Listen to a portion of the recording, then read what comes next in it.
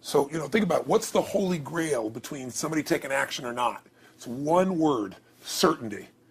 When somebody is absolutely certain, the common word is believe, right? But, you can believe at a general level, or you can believe with certain. When you're absolutely certain that if I do this, it's going to get that result, and that result's going to change my life, you'll do it. When you think it absolutely is not going to work, you're never going to do it. The middle no man's land of maybe it'll work, maybe it won't, that's the piece that kills people, right? So if it's a must for you, you got to make it work, right? In our case, right? That's an example. If it's not a must for you and you're not sure, you don't know what to do. So years ago, I'd look around and say, okay, how do people get themselves to follow through that haven't been following through? What's the difference? And I started interviewing hundreds of people, literally, and eventually thousands, because I had thousands of my events. So I'd ask the group to give me their feedback. And I came up with this model. It's like the holy grail of belief, or the holy grail of momentum. It's like the difference between what makes the rich get richer and the poor get poor, right? And the difference we all know is mindset, but like, how's that built? So this is what I did. I created stupid four little boxes, and I'll scribble it here for you. You think about the first thing that determines whether you can do something or not, and I put that in this first box at the top here on the left side, and it's potential. Like, what's the potential of a human being? Like, when you guys started, you proved something no one had done in history. You ran the 4-minute mile, right? For golly knows how many centuries, they're trying to run a 4-minute mile. Roger Bannister does it. How did he do it? Do you remember? You did it in this industry, right? You made $1 million in a day. No one had ever done that in history, right? After you did it, a bunch of other guys are doing it because it became possible. Roger Bannister didn't just go physically practice. He made a shift in his head. He practiced in his head because he could never achieve it physically, so he had to change in his head first so that the result became certain enough he believed it, and then his body got him through.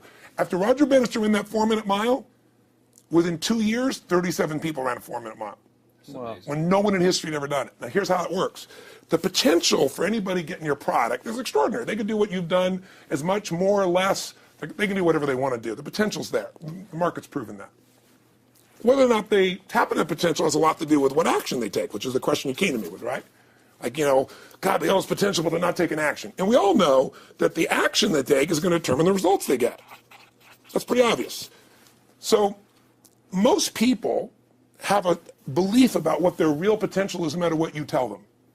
And that affects how much action they take.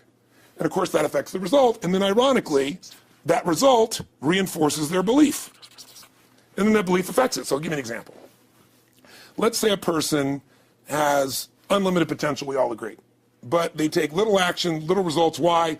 Because they have to start with a problem with their belief. They don't believe it's really going to happen for me. Maybe for Frank Kearns because he's got the cool hair and stuff, or maybe it's for you because you're so driven, but it's not me. Maybe Tony Robbins because he's a freak, got these big teeth. Whatever their thought process is, right? They got this thing, right?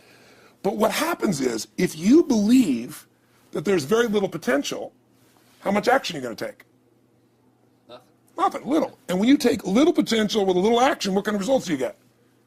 Lousy little results. And when you get little results, what does that do to your belief? You go, see, I told you this was a waste of time, told you this wouldn't work. And then what happens? You tap even less potential. You take even less action. You get even worse results, and your belief gets even weaker. And this sucker feeds on itself until you are in a downward spiral. It's poisonous. It's poisonous and it's self-fulfilling. Now, what if something could happen that could come along and fill you with a sense of absolute certainty? Not like I believe, but where you know. In you guys' case, mine as well, we knew because we had to. Because we burned the boats. There was no other option. We had to find a way. We weren't going to live that way. We all did it in different ways and for different reasons, but in essence, that was it. If you get yourself in a state of certainty that this is going to work, I'm going to find a way, and if this doesn't work, I will make the way, then you tap a lot more potential. And when you're certain in your potential, you take massive action. And when you take massive action, you really believe in something, you get great results. When you get great results, your brain goes, see, I told you I was a stud. I told you this thing would work out. Now you're even stronger. You tap more potential, take greater action, greater results. That's how you went from $300 in a week to $2,500 in 5 days to $100,000 in a month to $1 million in a day. Same thing with you. And we get momentum. That's why the rich get richer and the poor get poorer. Now some people go out and they go, well, I'm going to take a bunch of action. All right, I'm going to open this product. I'm going to try it. And they'll say to you, I even did it.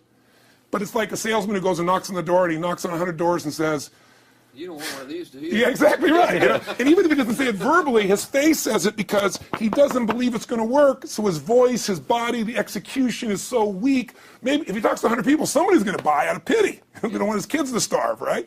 But he's not going to get the result. So the core difference in people is how do you produce certainty when the world isn't giving it to you?